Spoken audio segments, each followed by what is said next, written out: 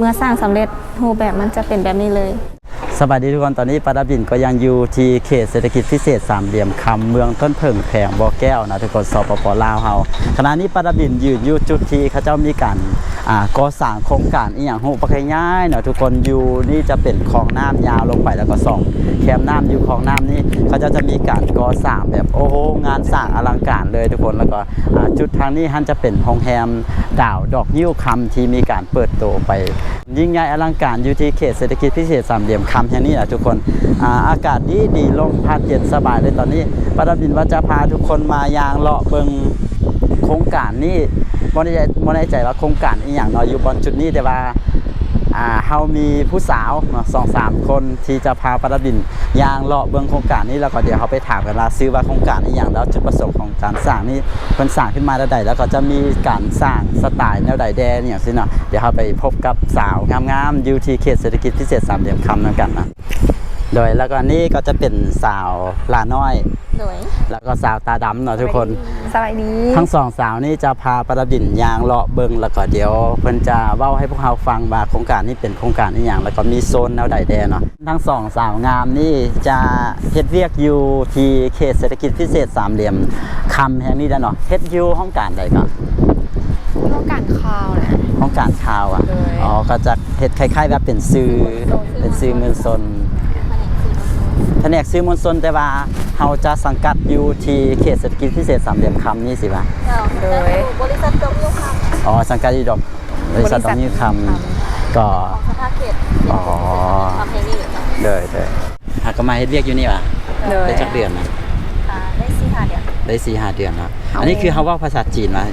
มาเฮ็ดเวียกนี่อ๋อก็แล้วแต่หน้าเวียกคือพวกเฮารับผิดชอบหน้าเวียกใดก็เว้าภาษา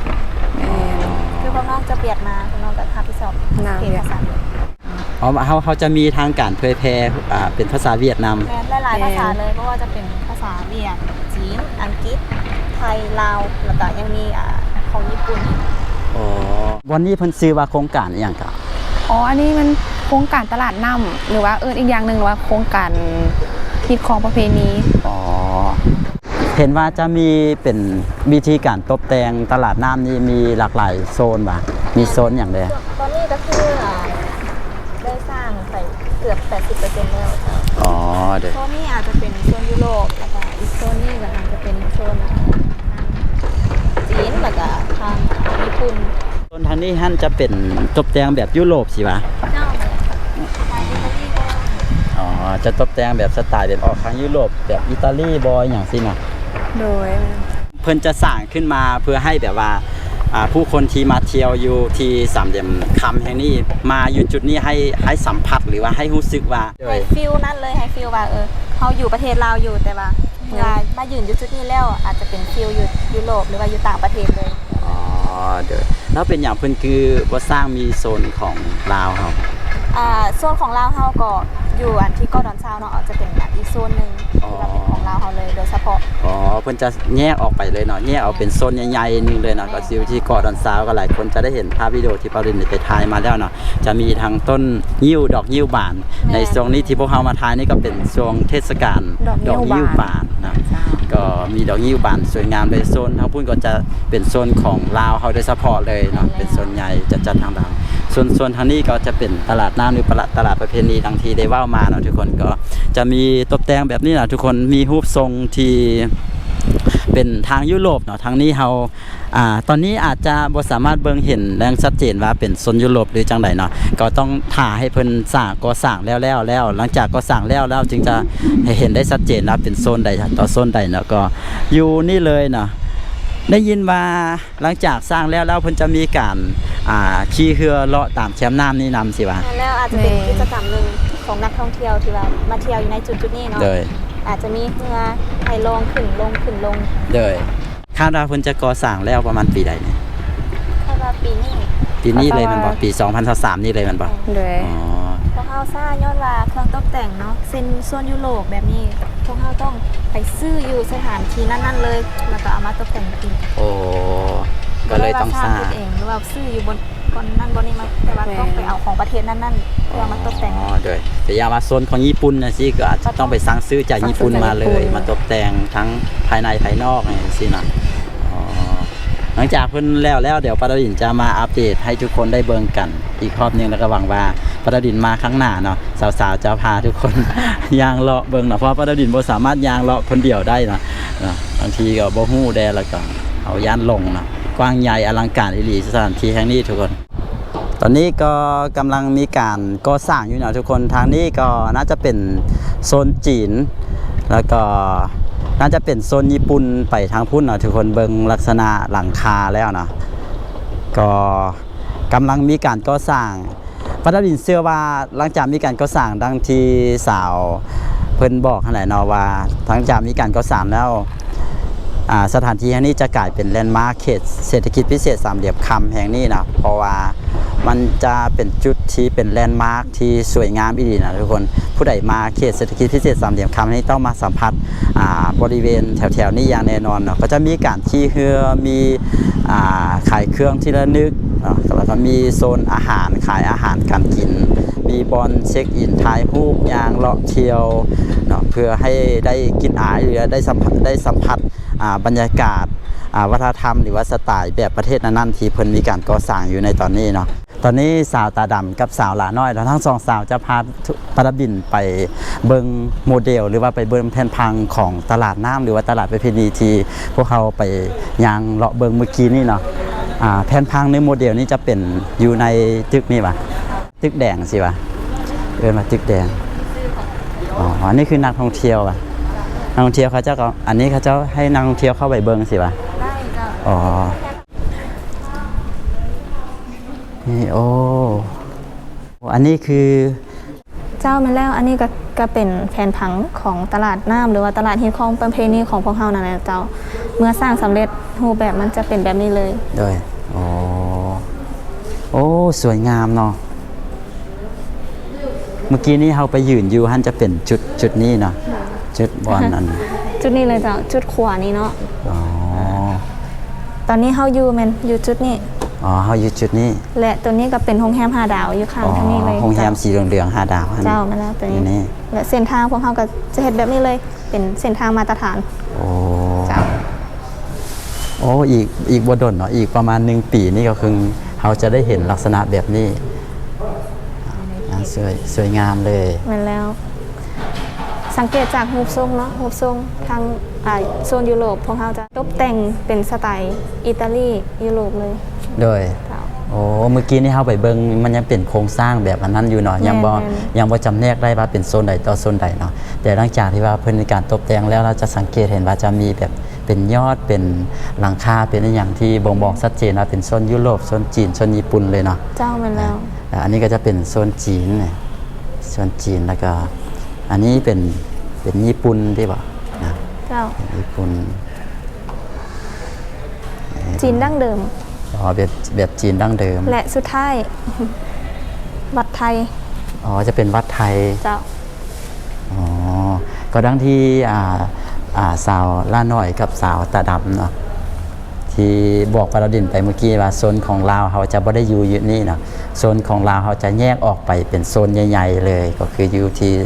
เกาะดอนซาวเนาะสำหรับวันนี้ก็จะเป็นโซนแบบนานาชาติท่านซะ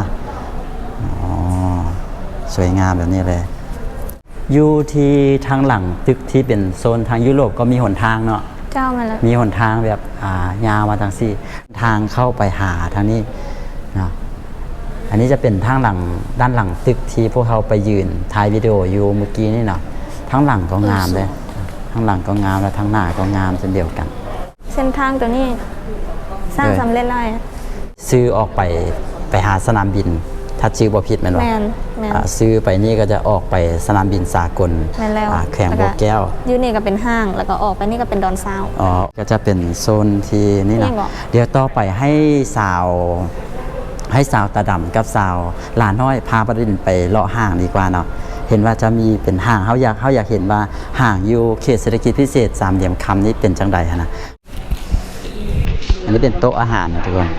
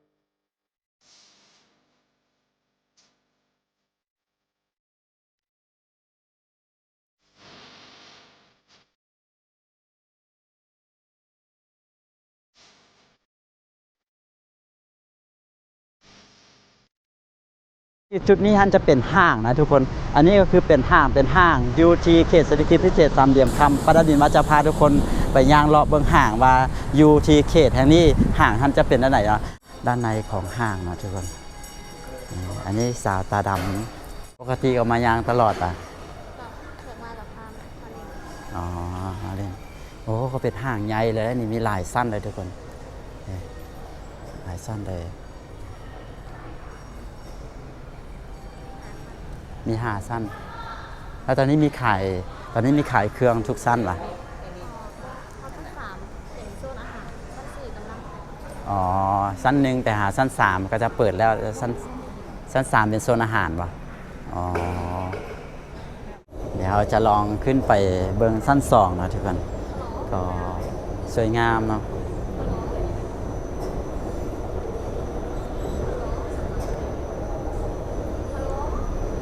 เฮา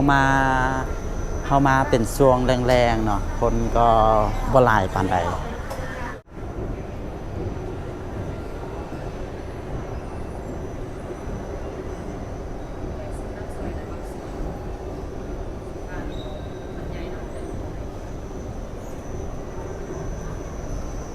เจ้าก็มีเงินหยวนป่ะ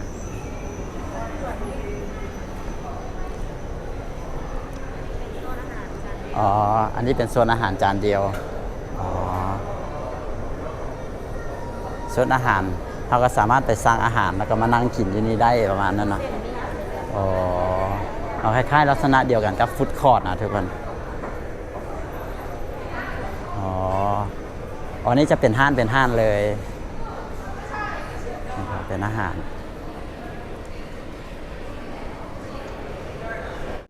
ช่วงใดนะคนหลายอยู่ห้างตอนสวยปะ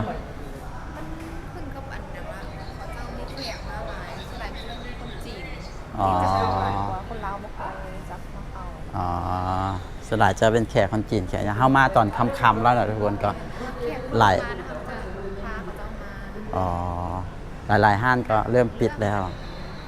ดง ห้านแต่ละห้านก็จะมีเป็นภาษาลาวขึ้นกรแบบนี้นะห้านเสื้อซูเกอร์นะ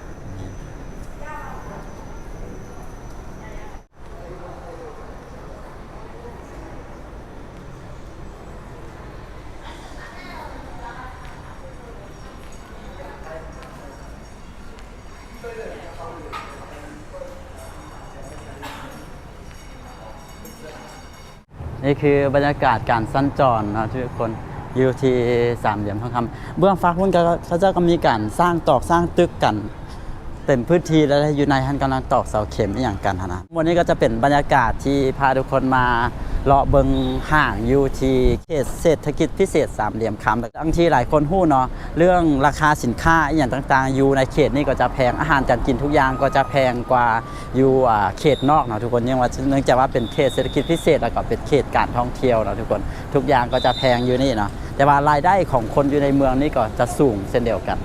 จะจบวิดีโอนี้ไว้แต่เพียงเท่านี้ขอขอบใจทุกคนที่เข้ามาเบิ่งเนาะทางวันนี้ก็เป็นการมาเลาะเบิ่งแล้วก็ขอขอบใจสาวตาดำสาวหลานน้อยแล้วก็สาวเมะเนาะก็พากันย่างเลาะเบิ่ง โอเคเราไปพบกันวิดีโอต่อไปจากซ่องปาราดินสำหรับวิดีโอนี้สบายดี